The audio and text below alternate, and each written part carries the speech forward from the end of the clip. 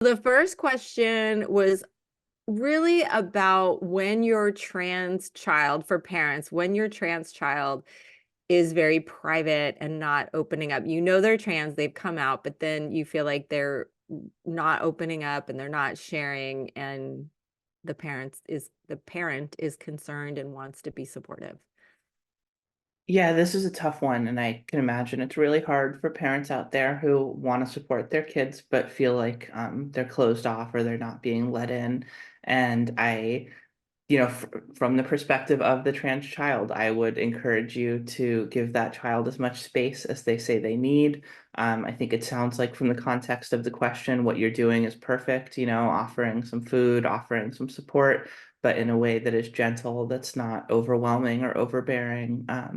And as challenging as this might be, it's a thing that we always come back to. I would encourage you to seek your own support as well through this process. This person talked in the question about their own emotions that they're experiencing as part of this process. And I think it's really important to not expect your trans kid to be able to resolve those emotions and for you to seek out whether it might be therapy or whatever it is that's a good resource for you to be able to talk to someone and to try to deal with that and process your feelings about your kid not letting you in. And at some point maybe they will, and at some point honestly maybe they won't. I think what's hard about this is that trying to force it in 99 out of 100 situations will only make things worse. And so I would caution against trying to force any conversations that your child is not willing to have, and just being there for that time when they might be ready. Yeah, that makes perfect sense, Jackie. And I would add, I think that because we're so public and we have these conversations, people misunderstand and think that we're talking about this all the time. We never talk about you being trans outside of our transgender school education work. Would you agree?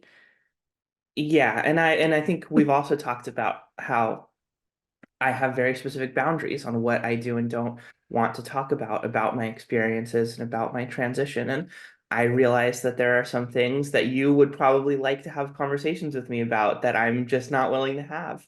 And I really appreciate that you've learned to respect that and to leave those things alone. And that means a lot to me. And I think it actually helps us have a stronger, more trusting relationship. Exactly. Thanks for saying that, Jackie. And I really want people to hear that because I think people misunderstand. And parents have said to me, "Oh, you're so lucky. Jackie's so open with you." And I'm like, no, we're just doing education together.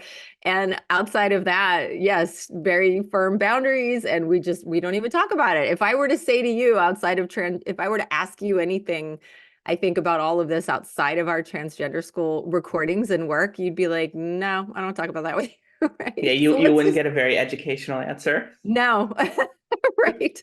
So I have learned those boundaries. I am right there with you, all the parents out there who have this question and who are trying to navigate this. And I get this question a lot from parents, and it's like, I'm in the same boat. So let's take Jackie's advice. I think it's excellent.